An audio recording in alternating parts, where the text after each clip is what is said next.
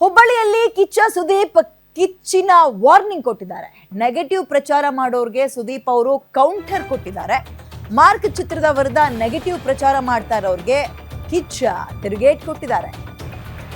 ಮಾತಾಡಕ್ಕೆ ತುಂಬಾ ಆಸೆ ಇದೆ, ಕಂಟ್ರೋಲ್ ಮಾಡ್ಕೊಂಡು ಮಾತಾಡ್ತೀನಿ. ಇಲ್ಲಿ ನಿಂತು ಮಾತಾಡಿದ್ರೆ ಕರ್ನಾಟಕಕ್ಕೆ ಎಲ್ಲಿ ತಟ್ಟಬೇಕೋ ಅಲ್ಲಿ ತಟ್ಟುತ್ತೆ. ಹುಬ್ಬಳ್ಳಿ ಜನರ ಪ್ರೀತಿ ಸಪೋರ್ಟ್ ನಾನು ಮರೆಯಕ್ಕೆ ಹೋಗಲ್ಲ ಯಾವತ್ತು. ಜುಲೈ 5ಕ್ಕೆ ಪ್ರಾಮಿಸ್ ಮಾಡಿದ್ದೆ, ಡಿಸೆಂಬರ್ 25ಕ್ಕೆ ಜೋರಾಗಿ ಬಾಗಿಲನ್ನ ತಟ್ಟುತ್ತಾ ಇದೀವಿ ಅಷ್ಟೇ. ಒಂದು ಸಿನಿಮಾ ರಿಲೀಸ್ ಆಗುತ್ತೆ, ಆದ್ರೆ ಹೊರಗಡೆ ಒಂದು ಪಡೆ ಯುದ್ಧಕ್ಕೆ ರೆಡಿ ಆಗ್ತಾ ಇದೆ. ನಾವು ಯುದ್ಧಕ್ಕೆ ಸಿದ್ಧ, ಯಾಕಂದ್ರೆ ನಾವು ನಮ್ಮ ಮಾತಿಗೆ ಬದ್ಧ. ನಾನು ಸೈಲೆಂಟ್ ಆಗಿದ್ದೀನಿ ಅಂದ್ರೆ ನನಗೆ ಬಾಯಿಲ್ಲ ಅಂತ ಅರ್ಥ ಅಲ್ಲ. ಸೈಲೆಂಟ್ ಆಗಿರೋದು ಒಳ್ಳೆಯದೋ ಕೆಟ್ಟದ್ದೋ ಗೊತ್ತಿಲ್ಲ, ಆದ್ರೆ ನಿಮಗೋಸ್ಕರ ಎಲ್ಲದನ್ನ ಮುಚ್ಕೊಂಡು ಸಹಿಸ್ಕೊಂಡಿದ್ದೀನಿ. ತಡಿಯೋ ತನಕ ತಡೀರಿ. ಮಾತಾಡೋ ಟೈಮಲ್ಲಿ ಮಾತಾಡಿ, ವಿರೋಧಿಗಳಿಗೆ ಮಾತಾಡೋ ಟೈಮಲ್ಲಿ ಮಾತಾಡ್ತೀನಿ. ವಿರೋಧಿಗಳಿಗೆ ವಿವಾದವನ್ನ ಸೃಷ್ಟಿಸೋಕೆ ರೆಡಿಯಾಗಿರೋರಿಗೆ ಕಿಚ್ಚ ಈ ರೀತಿಯಾಗಿ ಡೈಲಾಗ್ ಅಲ್ಲಿ ವಾರ್ನಿಂಗ್ ಕೊಟ್ಟಿದ್ದಾರೆ. ಮಾರ್ಕ್ ಚಿತ್ರದ ಪ್ರೀ ರಿಲೀಸ್ ಇವೆಂಟ್ ನಲ್ಲಿ ಸುದೀಪ್ ಅವರ ಕಿಚ್ಚಿನ ಡೈಲಾಗ್ಗಳಿವೆ.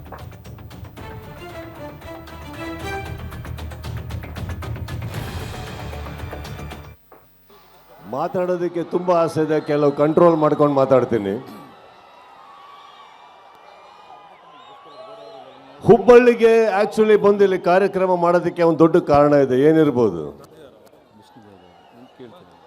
ಏನಿರ್ಬೋದು ನಿಮಗೆ ಕೇಳ್ತಾ ಇದ್ದೀನಿ.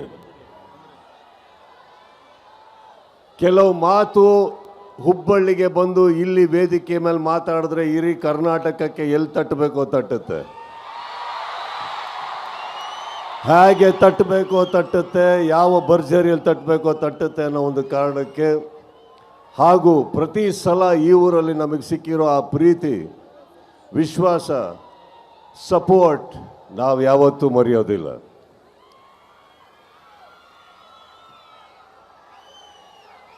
ಈ ವೇದಿಕೆಗೆ ಬಂದಂಥ ಮೊದಲನೇದಾಗಿ ಎಲ್ಲ ನನ್ನ ಸ್ನೇಹಿತರಿಗೆ ಥ್ಯಾಂಕ್ ಯು ಹೇಳ್ತಾ, ಕೆಳಗೆ ಕೂತಿರೋ ಎಲ್ಲ ನನ್ನ ಸ್ನೇಹಿತರಿಗೆ ಥ್ಯಾಂಕ್ ಯು ಹೇಳ್ತಾ,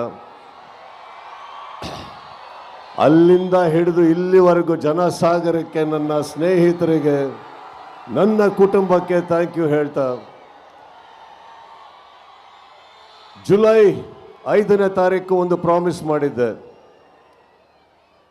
ಡಿಸೆಂಬರ್ 25ಕ್ಕೆ ಬಾಗಿಲು ತಟ್ತೀನಿ ಅಂತ ಜೋರಾಗಿ ತಟ್ತಾ ಇದ್ದೀವಿ ನಾವು.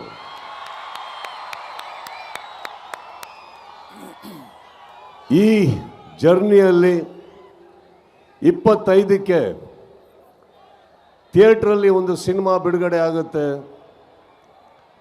ಆದರೆ ಹೊರಗಡೆ ಒಂದು ಪಡೆ ಯುದ್ಧಕ್ಕೆ ರೆಡಿ ಆಗ್ತಾ ಇದೆ. ಈ ವೇದಿಕೆ ಮೇಲಿಂದ ಹೇಳ್ತಾ ಇದ್ದೀನಿ, ಯುದ್ಧಕ್ಕೆ ಸಿದ್ಧ. ಯಾಕಂದ್ರೆ ನಾವು ನಮ್ಮ ಮಾತಿಗೆ ಬದ್ಧ. ಕೆಲವೊಮ್ಮೆ ನನಗನ್ಸುತ್ತೆ